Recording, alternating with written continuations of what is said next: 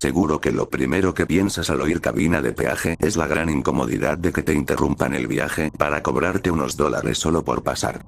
La imagen que la mayoría te viene a la cabeza es la de una autopista congestionada con filas de coches apiñados, esperando pagar y seguir adelante.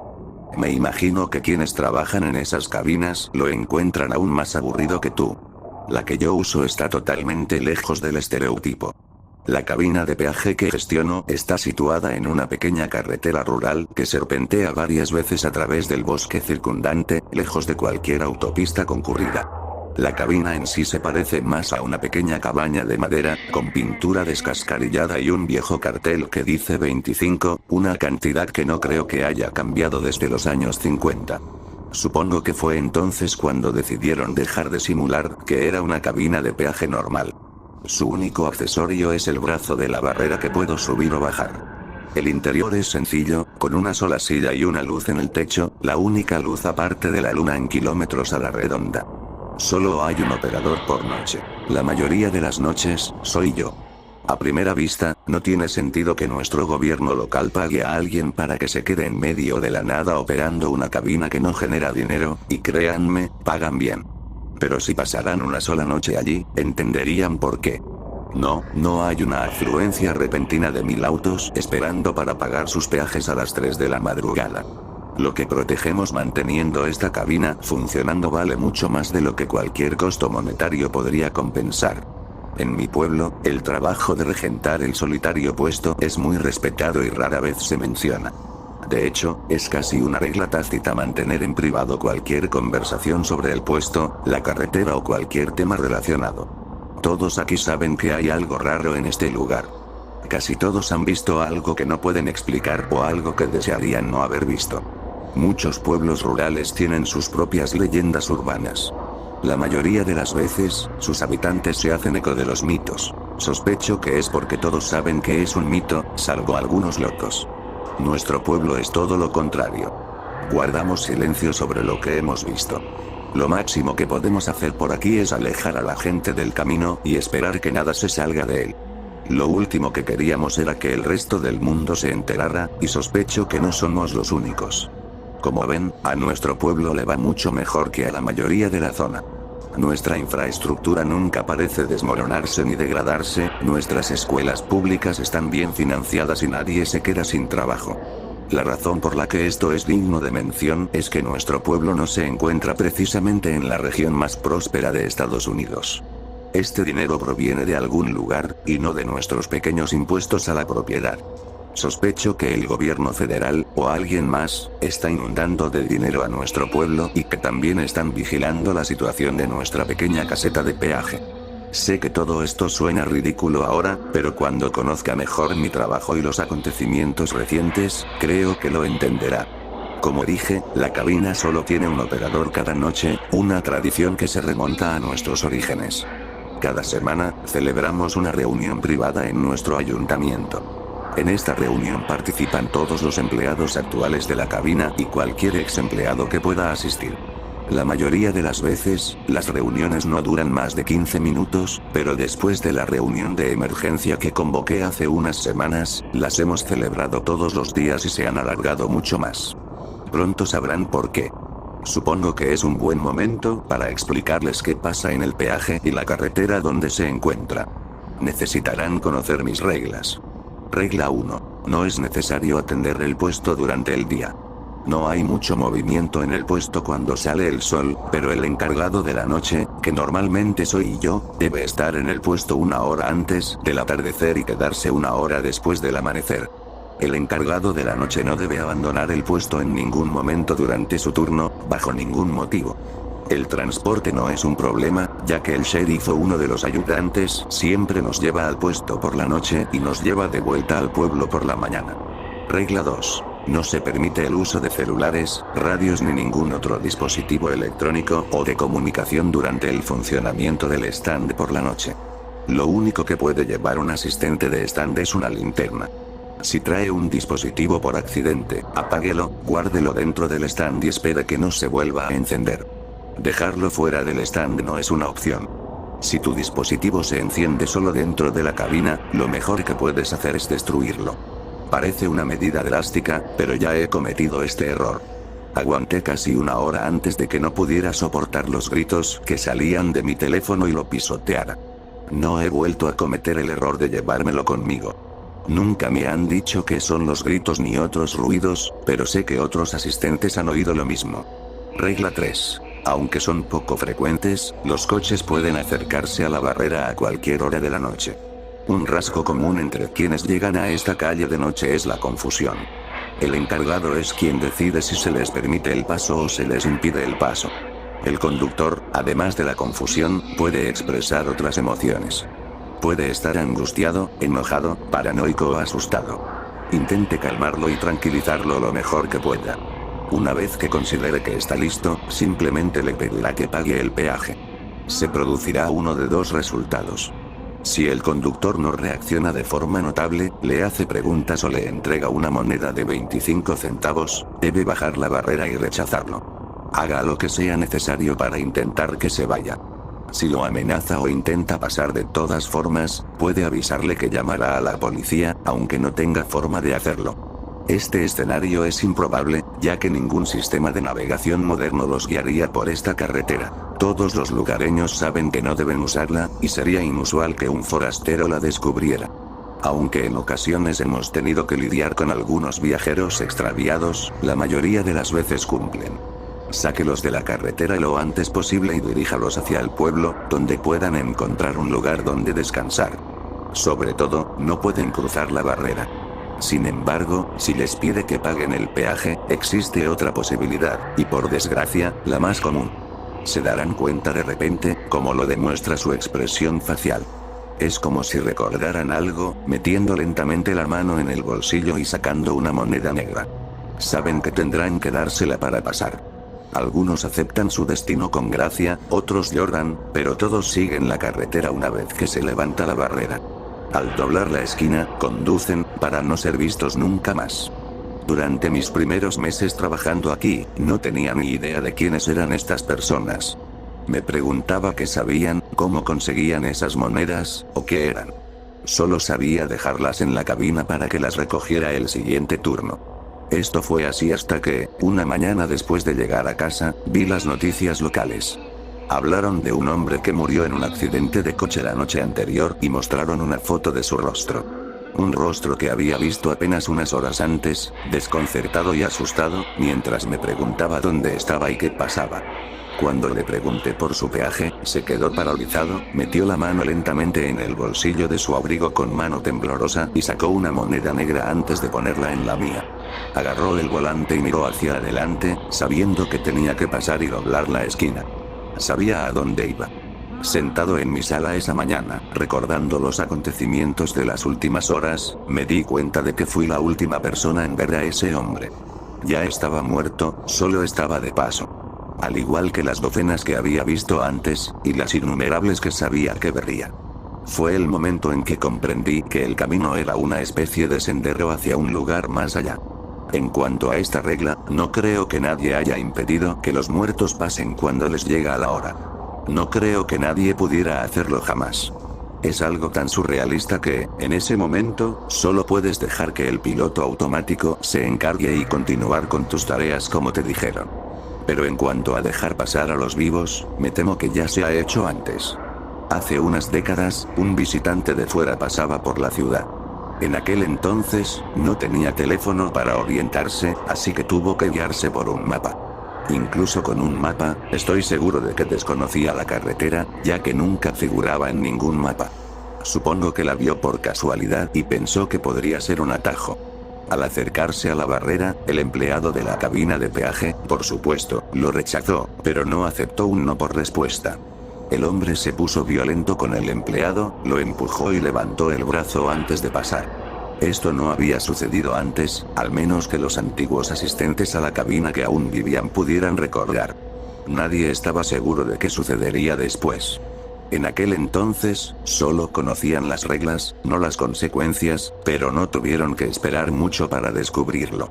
La noche siguiente, el mismo hombre en el mismo coche llegó a la cabina. Cuando le preguntaron por su peaje, esta vez presentó una moneda negra.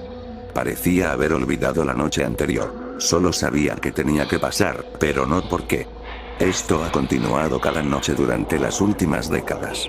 Cada noche se detiene, confundido sobre por qué está aquí y necesita pasar, y olvidándose cada vez. Cada noche nos da una moneda. Cada vez que pasa, dobla la curva hacia el bosque, sin ser visto hasta la noche siguiente. Nunca envejece y su apariencia nunca cambia. A veces incluso dice exactamente lo mismo que la noche anterior. Otras veces expresa la sensación de haber estado aquí antes y de que todo le resulta familiar, como si a veces casi lo recordara. Su destino es uno que no le desearía ni a mis peores enemigos. Muerto, pero sin poder seguir adelante, sin recordar jamás por qué estás ahí, viviendo el mismo momento noche tras noche hasta quién sabe cuándo. Su historia me recuerda la importancia de nuestro trabajo aquí, pero no es la única. Regla 4. En algún momento de la noche, podrías oír algo moviéndose entre los árboles, algo grande. A veces salen del bosque, otras veces bajan por el camino. Intenta no tener miedo. No te espera ningún daño, todo lo contrario. Sin embargo, entiendo que esto sea difícil de creer. En cualquier caso, tienes que levantar el brazo y dejarlos pasar. Recuerdo la primera vez que los vi. Oí un golpe seco en algún lugar del camino, acercándose a la caseta como un caballo al galope. Me puse de pie y agarré mi linterna, intrigado. Recuerdo que esperaba que no fuera el caballo de nadie. Nunca me habían dicho qué hacer en esa situación. Cuando apunté con la linterna hacia el camino, casi me da un infarto al ver lo que tenía delante. Un alce macho se acercaba a paso rápido. Claro que me advirtieron, pero los detalles que me dieron fueron vagos. Solo me dijeron que un alce podría acercarse a la puerta y que debía dejarlo pasar. No me dijeron que mide entre 2,7 y 3 metros de altura, ni que su pelaje es tan oscuro que no podía verlo sin mi linterna, salvo por sus enormes astas, que en contraste son blancas como la nieve. La única otra parte de su cuerpo claramente visible desde lejos eran sus ojos, que brillaban con una pequeña luz blanca en la oscuridad. Grité y me retiré a mi puesto, tentado de escaparme en la noche y abandonar mi puesto. Por suerte, el alce aminoró el paso y finalmente se detuvo frente a la barrera. Esto me tranquilizó y la levanté lentamente, observando cómo se acercaba para pasar. Al hacerlo, noté el cabestro y las riendas en su cabeza. Lo seguí, solo para encontrarme con otros ojos, idénticos a los del alce, que se cernían sobre mí. De nuevo, grité, pero contuve el volumen al darme cuenta de que quienquiera que fuera el animal que estaba encima del alce me miraba fijamente al pasar. Esta figura era oscura, si no más oscura que el alce que montaba. Algo parecido a una sombra. Como todos en sus coches, caminaban por la carretera, más allá de la curva, hasta perderse de vista. Tuve que sentarme media hora antes de dejar de temblar. Huelga decir que no me alegró mucho que hubieran omitido esos detalles. Solo después de mi turno y de expresar mi frustración, me contaron más. Al parecer, este cazador y su alce llevan mucho tiempo aquí. Tanto que ningún asistente vivo hoy en día puede recordar una época sin ellos. Algunos creen que llevan aquí 200 años o más, posiblemente tanto como el extraño camino y la caseta. Lo que sí sabemos es que no están atados a la carretera como los demás. En nuestro ayuntamiento, tenemos un relato escrito del cazador y su montura cabalgando por el pueblo en plena noche en 1919.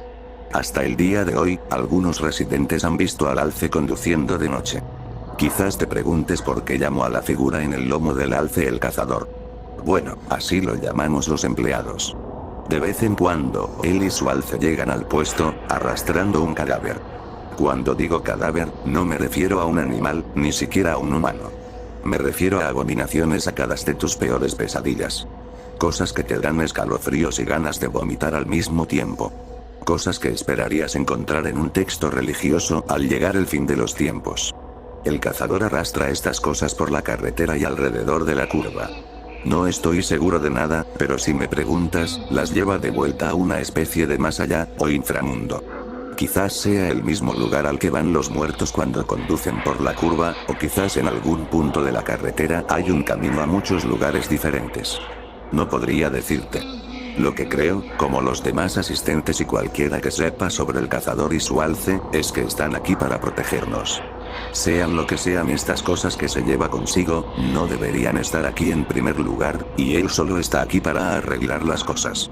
Y aquí es donde llegamos al punto clave. ¿Por qué les cuento todo esto? Ya expliqué que a la gente de mi pueblo le gusta mantener estas cosas en secreto, y en general estoy de acuerdo. No me gusta airear nuestros asuntos al mundo exterior. Es atención que no necesitamos. Desafortunadamente, no creo que tengamos otra opción esta vez. Empezó hace un par de semanas, durante uno de mis turnos en el puesto. Todo iba bien en general.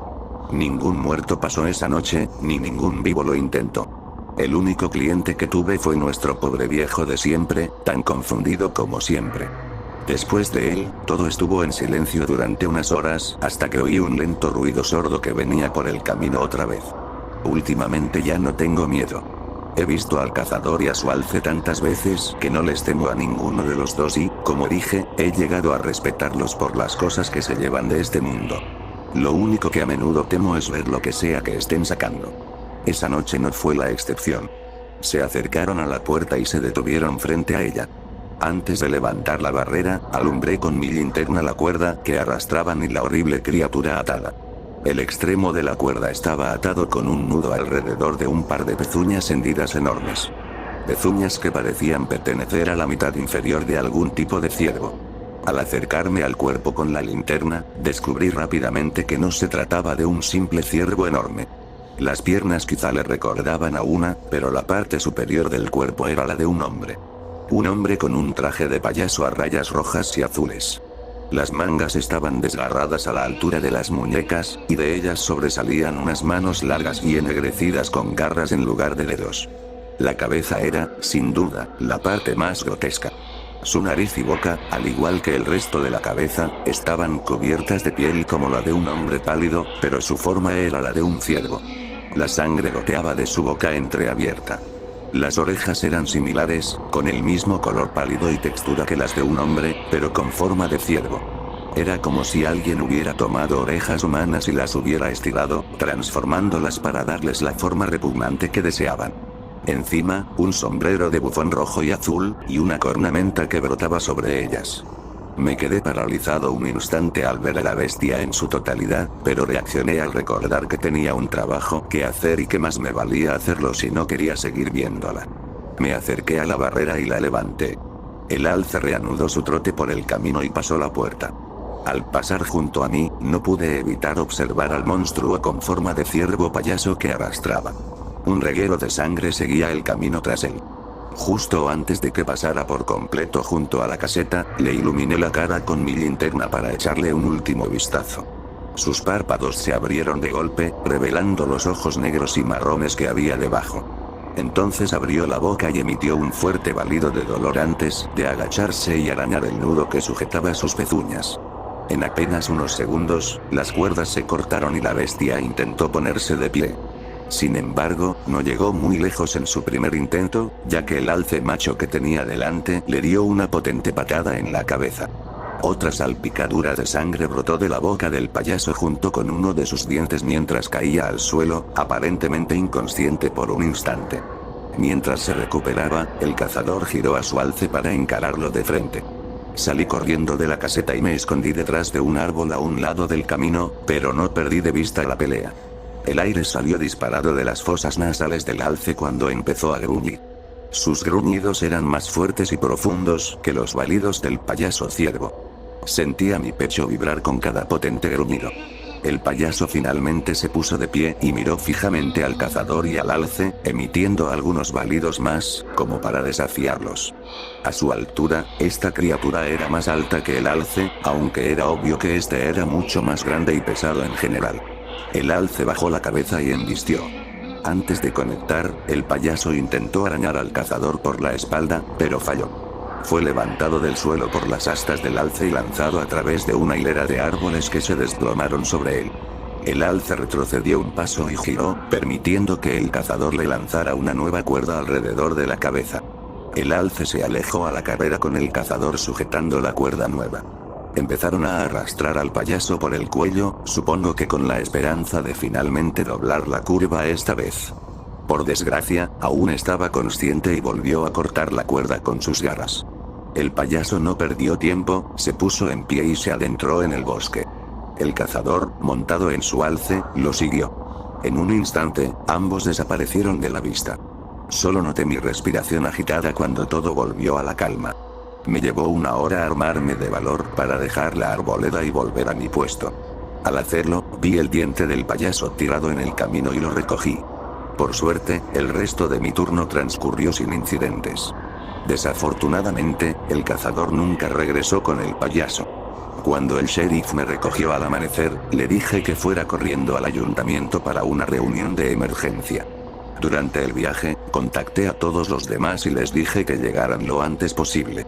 En la reunión, presenté el diente y relaté lo que acababa de presenciar. Había una mezcla de emociones. Ninguno de los demás asistentes había visto nunca escapar algo del cazador, y ninguno sabía qué significaba. El acuerdo era esperar al menos una semana. Es inusual no ver al cazador y a su alce durante más de una semana, así que pensamos que atraparía al payaso en un par de días y todo se solucionaría. Ojalá hubiera sido así. Un día después, apareció en internet un video del pueblo vecino. Mostraba un par de astas de ciervo sobresaliendo de las copas de los árboles, mientras el hombre que grababa conducía. Unos días después, apareció otro video. Este fue grabado por una mujer que se despertó en mitad de la noche entre risas afuera. A mitad del video, se pueden ver las astas y parte del sombrero por una ventana del segundo piso. La mujer que grababa no se dio cuenta, pero quienes comentaron el video sí. La semana pasada, alguien al otro lado del estado subió una foto granulada de un alce negro en una colina, en un claro entre los árboles, a lo lejos. Estas son solo las que he visto. Ahora entienden por qué nos hemos estado reuniendo cada semana. Me doy cuenta de que no somos los únicos en pánico. Empezaron a aparecer desconocidos por la ciudad, y no eran de los que solo estaban de paso. Intentaban integrarse, pero llamaban la atención. La clave está en aparecer en nuestros bares y restaurantes, entablando conversación antes de preguntar qué han visto últimamente, sobre el puesto y la calle rara. En la última semana, más o menos, han dejado de esforzarse tanto por ocultarlo. Las camionetas negras del gobierno han estado abarrotando los estacionamientos del centro. Guardamos el diente en el ayuntamiento junto con todos los demás documentos y registros que tenemos sobre la caseta, y ahora todo ha desaparecido. Está claro que lo que pasó esa noche no debía haber sucedido, y no fuimos los únicos que nos dimos cuenta. No trabajé anoche, pero el asistente que sí trabajó tenía mucho que contar esta mañana en nuestra reunión. Los federales fueron a la cabina y echaron un vistazo. Les rogó que no pasaran, pero le respondieron que ya sabían por qué no debían hacerlo. Algo inesperado. Es solo cuestión de tiempo antes de que vengan por mí. Supongo que les diré la verdad cuando llegue el momento. Por mucho que nos guste mantenerlo en secreto en nuestro pueblo, el genio ya salió de la lámpara. Pensé que al menos se lo diría a todos antes que a los federales. Todos deberían saber lo que hay ahí fuera. En cuanto a mí, seguiré vigilando el puesto por la noche.